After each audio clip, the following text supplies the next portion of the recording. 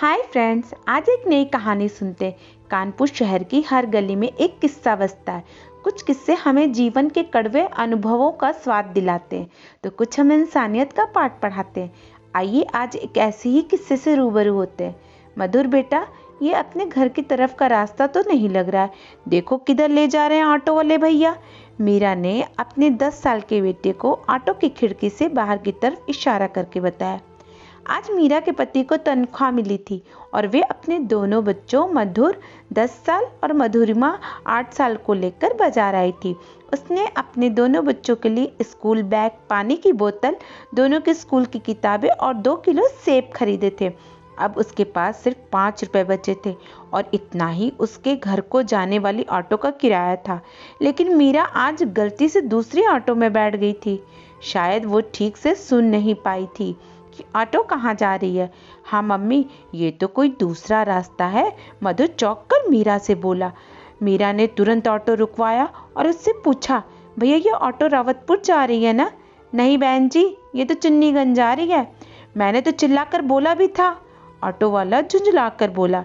शायद मेरे सुनने में कोई गलती हो गई भैया, हमें तो रावतपुर जाना है।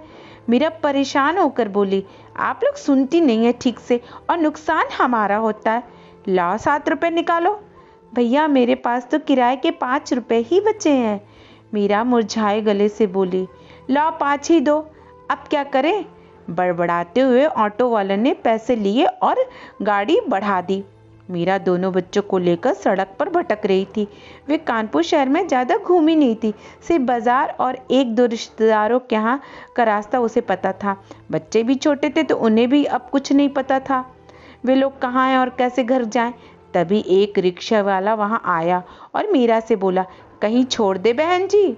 नहीं भैया, हमें रावतपुर जाना था, लेकिन हम लोग गलत टैक्सी में बैठ गए और यहाँ आ गए। सिर्फ किराए के पैसे बचे थे, वो भी टैक्सी वाले ने ले लिया। अंधेरा हो रहा था, अब पता नहीं घर कैसे पहुँचेंगे।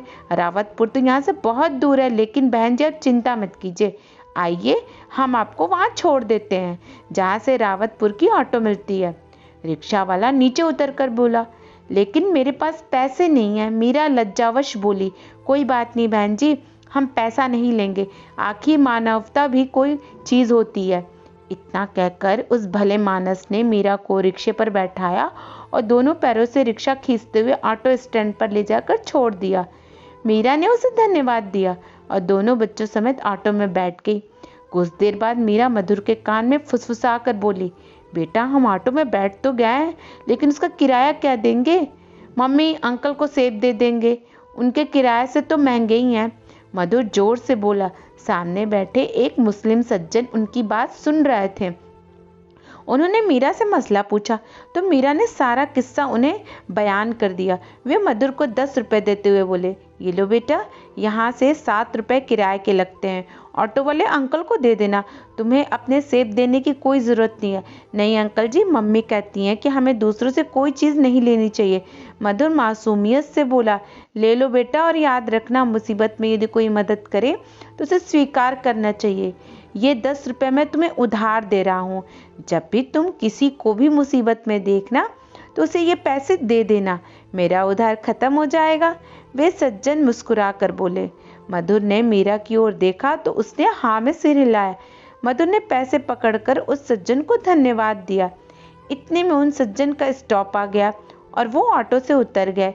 मीरा ने रावतपुर पहुंचकर चैन की सांस ली और मन ही मन भगवान और उन दोनों सज्जनों को धन्यवाद देने लगी।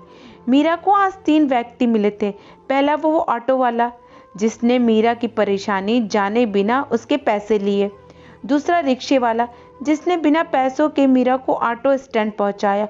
और तीसरे वे मुस्लिम सज्जन जिन्होंने ना सिर्फ उसकी मदद की बल्कि मधुर को जीवन का एक पाठ भी सिखा दिया। समाज में अलग अलग मानसिकता के लोग रहते हैं। कुछ लोगों को दूसरों से कोई मतलब नहीं होता है, उन्हें बस अपना फायदा दिखता है। लेकिन कुछ लोग दूसरों के दुख को अपना दुख समझते हैं।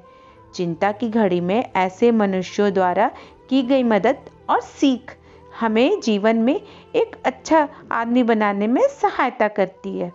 अगर इस कहानी ने आपके दिल को छुआ है तो सभी दोस्तों के साथ शेयर करें और हमारे चैनल को सब्सक्राइब कर लीजिएगा। धन्यवाद।